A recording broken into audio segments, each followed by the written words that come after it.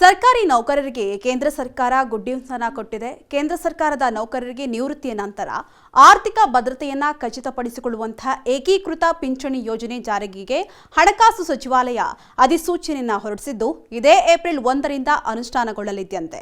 ಹೌದು, ಈ ಹಿಂದೆ ಇದ್ದಂತಹ ಹಳೆಯ ಪಿಂಚಣಿ ಯೋಜನೆ ಮತ್ತು ರಾಷ್ಟ್ರೀಯ ಪಿಂಚಣಿ ವ್ಯವಸ್ಥೆಯನ್ನ ಸಂಯೋಜಿಸಿ ಯುಪಿಎಸ್ ಪಿಂಚಣಿಯನ್ನ ರೂಪಿಸಲಾಗಿದೆ. ಇನ್ನು ಈ ಪಿಂಚಣಿಯ ಯೋಜನೆ ಯಾರಿಗೆಲ್ಲ ಅನ್ವಯವಾಗುತ್ತೆ ಅನ್ನೋದನ್ನ ನೋಡೋದಾದ್ರೆ ಈ ವರ್ಷ ಏಪ್ರಿಲ್ 1ರ ನಂತರ ಕೆಲಸಕ್ಕೆ ಸೇರಿರುವವರಿಗೆ ಏಕೀಕೃತ ಪಿಂಚಣಿಯ ಯೋಜನೆ ಅನ್ವಯವಾಗಲಿದೆಯಂತೆ.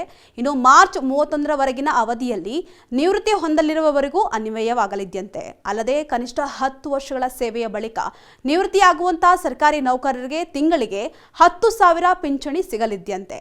ಇನ್ನು 25 ವರ್ಷಗಳ ಸೇವೆಯ ನಂತರ ಸ್ವಯಂ ನಿವೃತ್ತಿ ತೆಗೆದುಕೊಳ್ಳುವವರಿಗೂ ನಿವೃತ್ತಿಗೆ ಸಿಗದೇ ಇರುವಂತಹ ವಯೋಮಿತಿ ಮುಟ್ಟಿದಾಗ ಪಿಂಚಣಿ ಪಾವತಿ ಆರಂಭವಾಗುತ್ತಂತೆ. ಇನ್ನು ಕನಿಷ್ಠ 25 ವರ್ಷ ಕೆಲಸ ಮಾಡಿದವರಿಗೆ ಮೂಲ ವೇತನದ 50% ಪಿಂಚಣಿಯಾಗಿ ಸಿಗಲಿದೆ. ಆದರೆ ಅದಕ್ಕಿಂತ ಕಡಿಮೆ ವರ್ಷ ಕೆಲಸ ಮಾಡಿದವರಿಗೆ ಸಿಗುವಂತಹ ಪಿಂಚಣಿಯ ಮೊತ್ತ ಕಡಿಮೆಯಾಗಲಿದೆಯಂತೆ.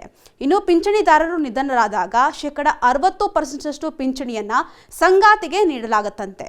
ಇನ್ನು ಈ ಸೇವೆಯಿಂದ ವಜಾಗೊಂಡವರು ಮತ್ತು ಕೆಲಸಕ್ಕೆ ರಾಜೀನಾಮೆ ನೀಡಿದವರಿಗೂ ಯುಪಿಎಸ್ಗೆ ಅರ್ಹರಾಗಿರೋದಿಲ್ಲ. ಇನ್ನು ಸೇವೆಯಲ್ಲಿರತಕ್ಕಂತಹ ಉದ್ಯೋಗಿಗಳಿಗೆ ಸಾಮಾನ್ಯವಾಗಿ ಅನ್ವಯವಾಗುವಂತಹ ತುಟ್ಟಿ ಭತ್ಯೆ ಪರಿಹಾರವನ್ನ ಯುಪಿಎಸ್ ಅಡಿಯಲ್ಲಿ ಖಾತರಿಪಡಿಸಿದಂತಹ ಕುಟುಂಬಗಳಿಗೆ ವಿಸ್ತರಿಸಲಾಗ್ತಾ ಇದೆ. ಒಟ್ನಲ್ಲಿ ಇಷ್ಟು ಅಂಶಗಳನ್ನು ಆಧರಿಸಿ ಏಕೀಕೃತ ಪಿಂಚಣಿಯನ್ನ ಜಾರಿ ಮಾಡಲಾಗ್ತಾ ಇದೆ.